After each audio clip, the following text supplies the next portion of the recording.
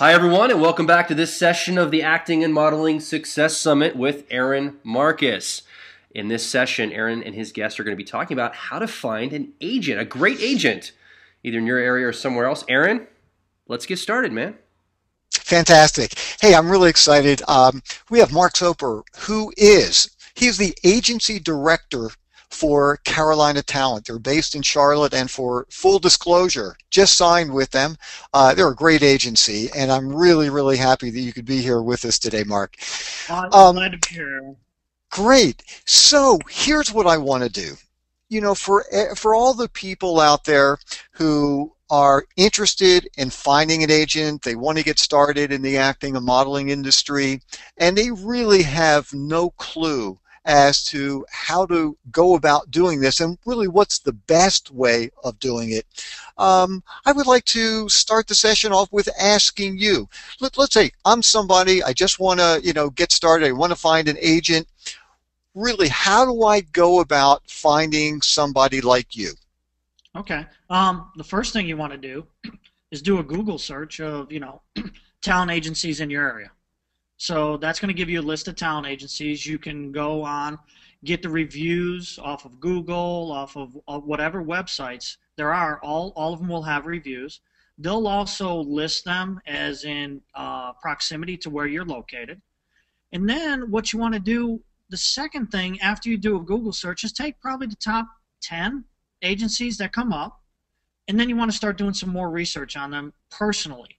And what I mean by that is find other fellow actors, go to meetup groups, go to any kind of situation where they're having a group of people meeting that are in the acting field.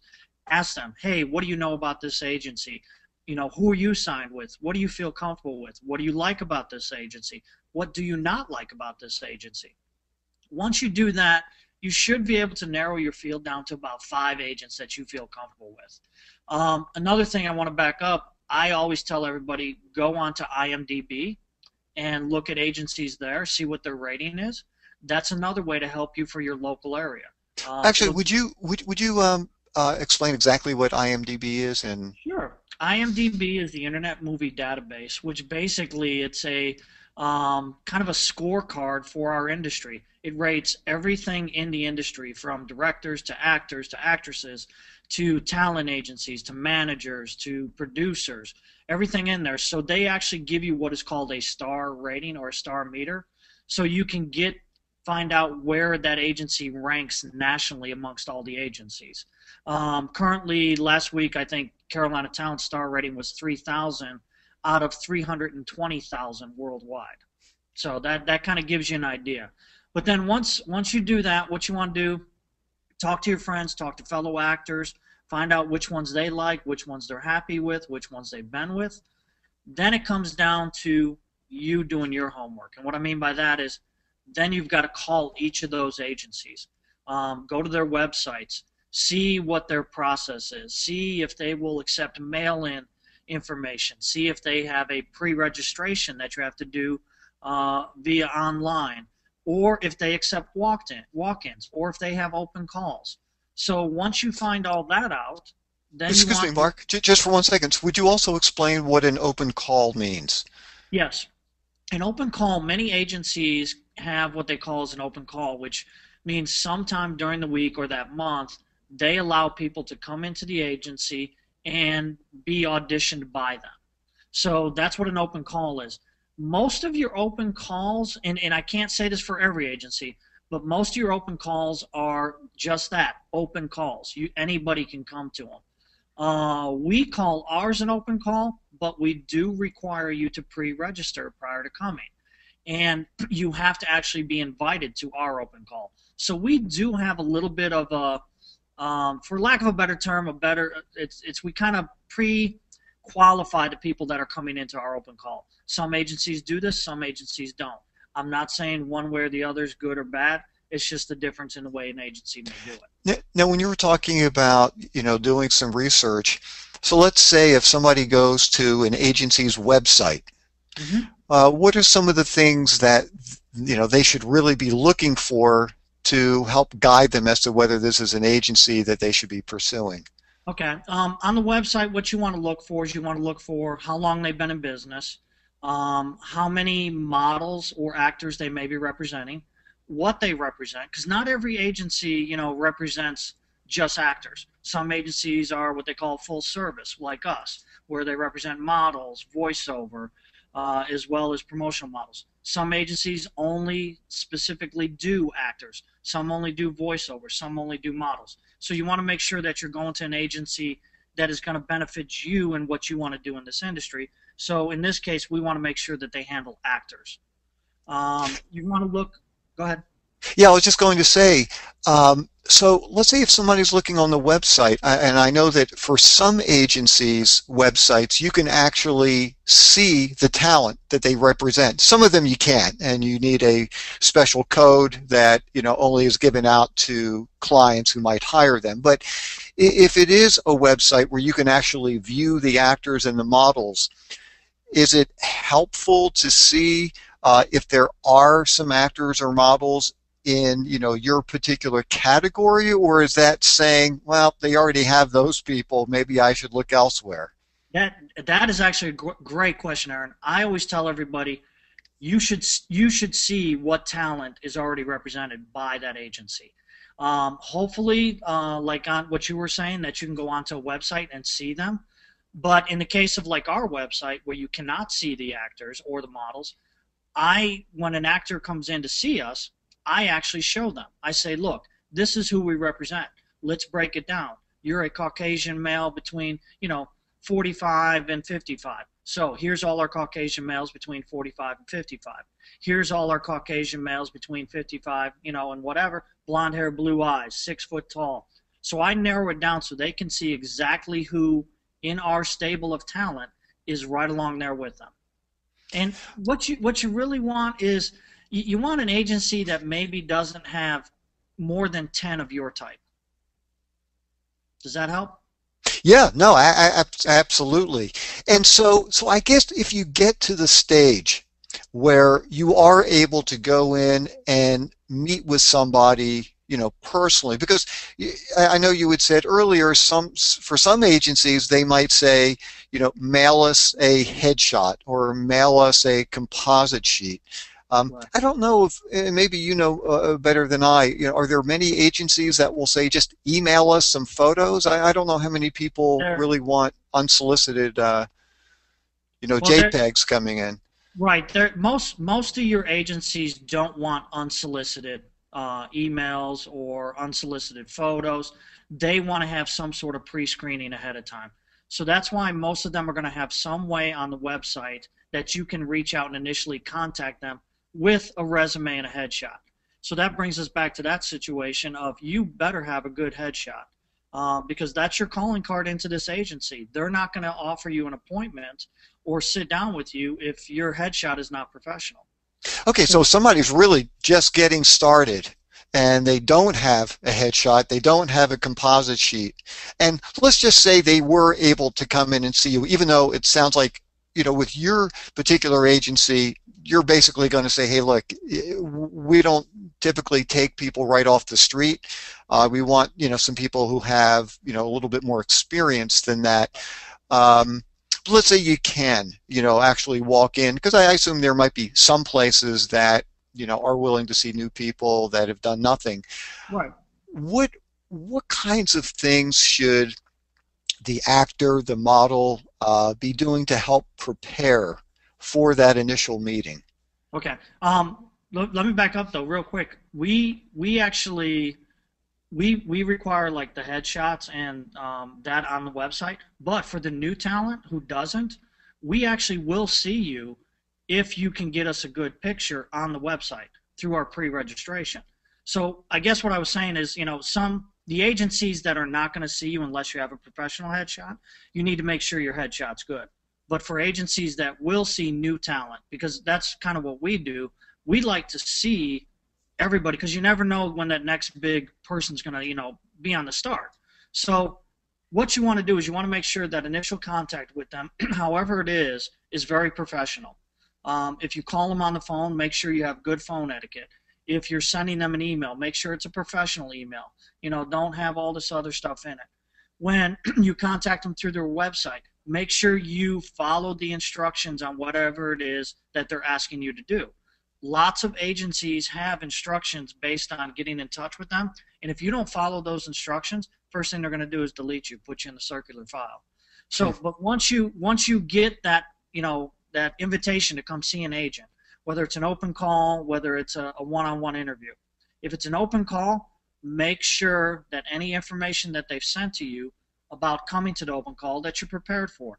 So if they tell you we need you to wear skinny jeans, dress shoes, and a fitted shirt, come in, be prepared to do a runway walk, be prepared to do a cold read of a commercial, and if you're an actor, have a 1-minute monologue prepared.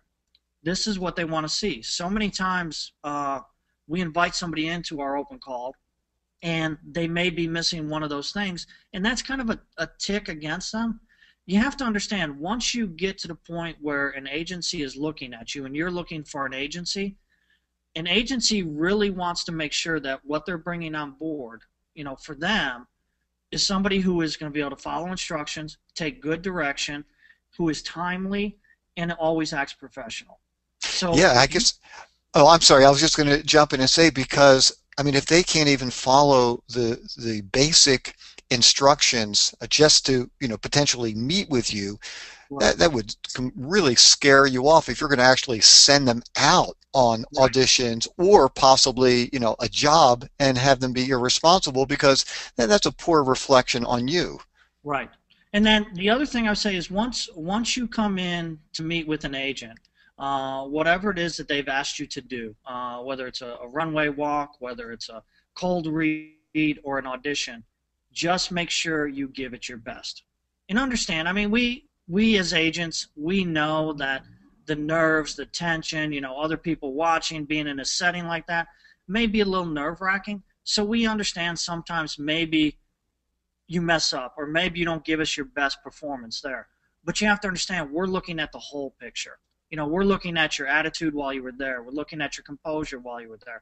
We're looking, are you listening to what we're saying? Are you taking notes? When you come up and do the audition, do you, even if you make a mistake, do you work your way through that audition, or do you get completely flustered and say, oh, can I start over? One of the worst things I would tell for an actor is when you're doing your monologue or when you're doing an audition is for you to say, oh, I messed up. Let me start again. Unless you completely really mess up, to where it's just really, really obvious. But otherwise, the casting director, the agent, they want to see how you're going to handle, that little mistake.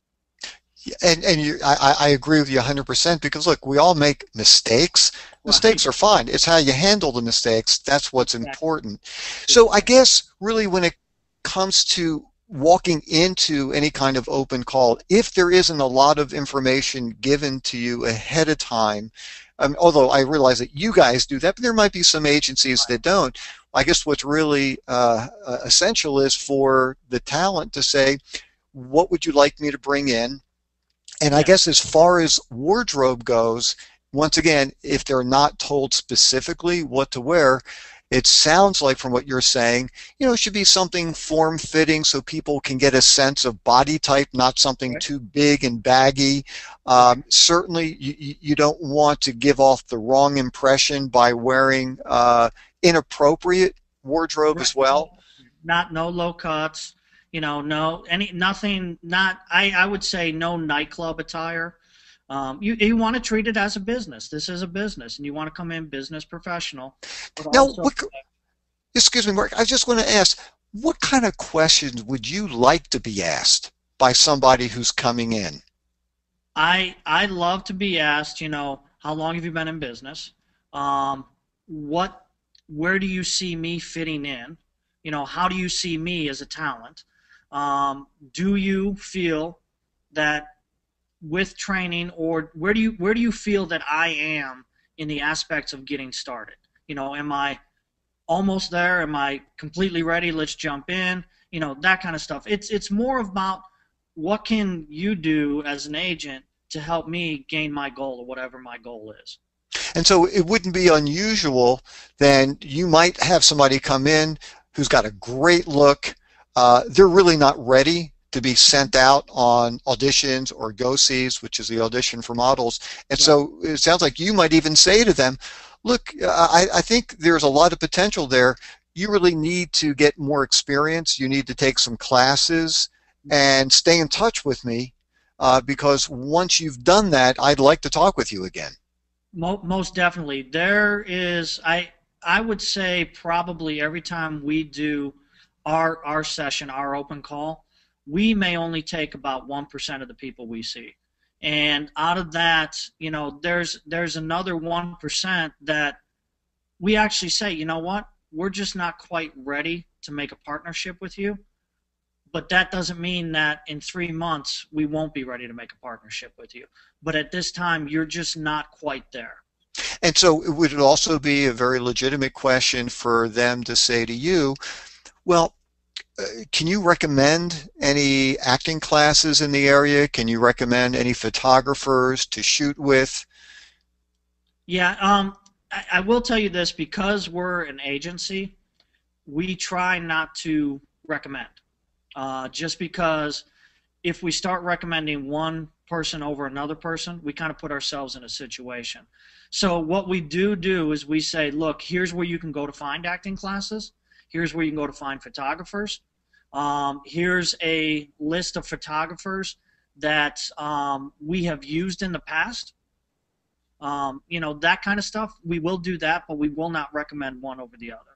Right. No, that makes a lot of sense. But at least you can give people information as to where they can go to, to find people who could, potentially help them. And so let's say that does happen. Do you ask the talent, why don't you get back in touch with me after you've, taken a class or some classes? Or Yes, we actually we tell the talent that, look, right now you're not quite ready. These are some of the things you probably need to work on.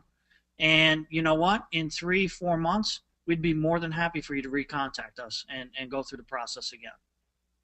And then how about for somebody who maybe has had some experience and they come in with a portfolio and you look at the photos and you say, you've got a great look, but these photos simply will not sell you well in this particular market. So you're really going to need to get some new photos for us to, start trying to submit you for jobs. Do you find that talent generally takes that okay, or do you find that they, just get upset and walk out and never hear from them again? It's funny you ask that, because actually models take that, they take that a lot better than actors. Actors, when they hand you a headshot and you look at the headshot and you say, well, wait a minute, this is just not a good picture of you. Either that, or you've changed quite a bit in the last 3 months. And they last say, 10 years. Right. And they say, oh, well, that photo's 2 or 3 years old. And then you say, well, you really, really do need to update your headshots before I can represent you. Sometimes that doesn't go well. Sometimes the actor will say, you know what, I'm doing fine, on my own. And then my question is, well, if you're doing fine on your own, why are you looking for an agent now? And well, because I'm not getting everything I want. Do you think maybe it could be the headshot? So it's a catch-22. But yeah, actors are vain, right? Well, and I think one of the things that's so hard, for people, especially, you spend money, there's a lot of pressure when you do the headshot, and you get one, and to hear somebody say it's not going to work. And I can tell you just from personal experience, I know that I have to kind of wrap things up here. I remember once it took me 3 different sessions to finally get a headshot that I was happy with, and that lasted, I don't know, like 6 or 7 months before I finally got something. And it was hard to hear no. I mean, I would show it to some agents and they would say, nah, really it's not going to sell you well.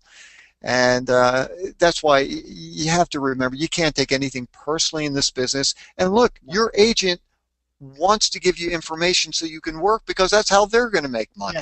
Yes. We only make money when you work. So here, you want to see a good headshot? See?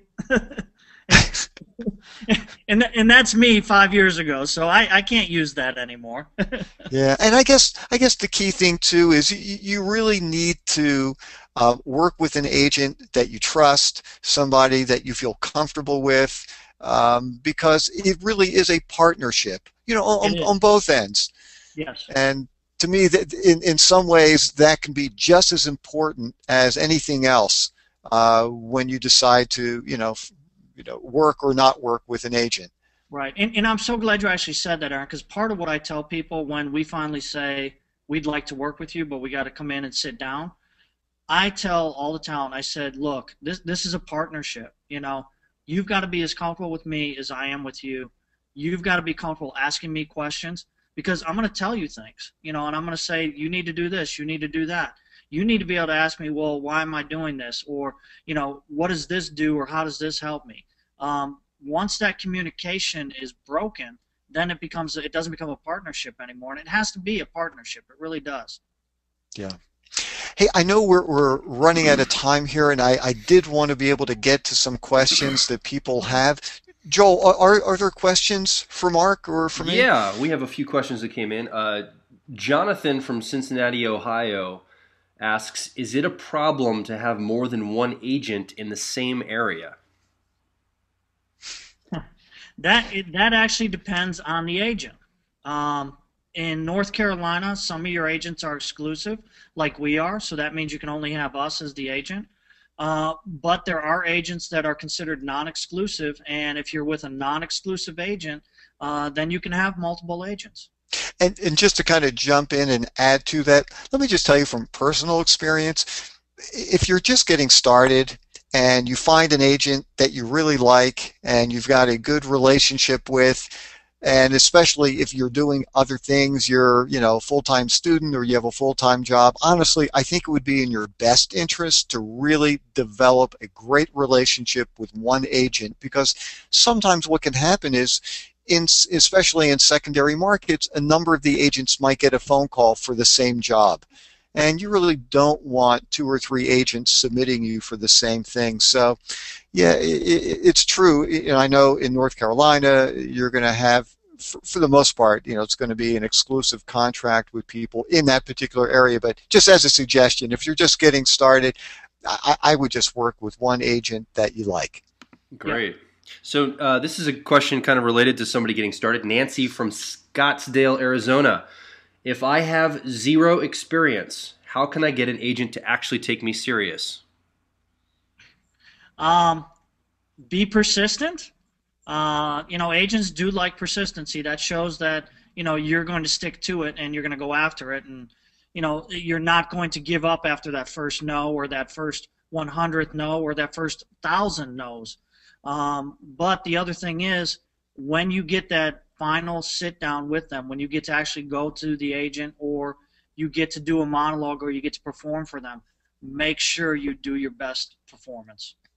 And the other thing, and Mark, you just kind of reminded me of this. If you're sitting down with an agent and the agent says, I think you've got a good look, you're really not ready, at this point, one way to view it is you can just think, oh, I feel horrible, that he doesn't like me, he doesn't want me, I'm not going to work. Another way to view it is, that's a great agent.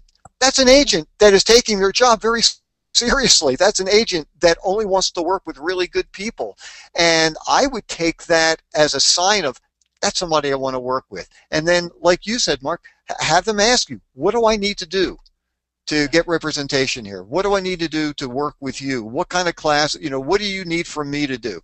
And then go out and do it. And if it's something you really want to pursue, then the agent will tell you very specifically what is needed. And I think that would be a great thing to hear from an agent, because to me, that really legitimizes the agent for me, because they want to work with great people. Right. Great.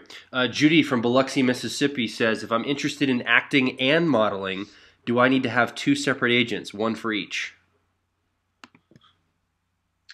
That truly really depends. If you have a great agent that does only acting and you have a great agent that only does modeling, then yes, you would need 2 separate agents. If you can find an agent that you're comfortable with that does both, then no, you don't need 2 agents. But once again, it comes down to, you're going to have to do your research, find out which agents are the best in which areas, and see if one of the agents that's best in that area does both both um, The acting and the modeling. the acting and the modeling. Yes. Yeah, and I've found that in most secondary markets, outside of LA, New York, Chicago, um, or maybe Miami as well, I found that most of the agents have to work with both actors and models simply because there isn't enough work for them to work exclusively with actors or exclusively with models. And I'm sure there's some exceptions to the rule, but I would tend to think throughout Mississippi, or like I said, in most secondary markets, most of the agents that you're going to run into will represent both actors and models. Yes. Okay. I agree with you. Let's see if we can get one more question in here before we run out of time, Aaron. Tina from Tulsa, Oklahoma. What would you suggest I do if I have not gotten paid for a modeling job I did last month? Oh, well, last month. Hey, you got another 60 days to wait. But Mark, I'm sorry, why don't you jump on it? It's I will tell you this.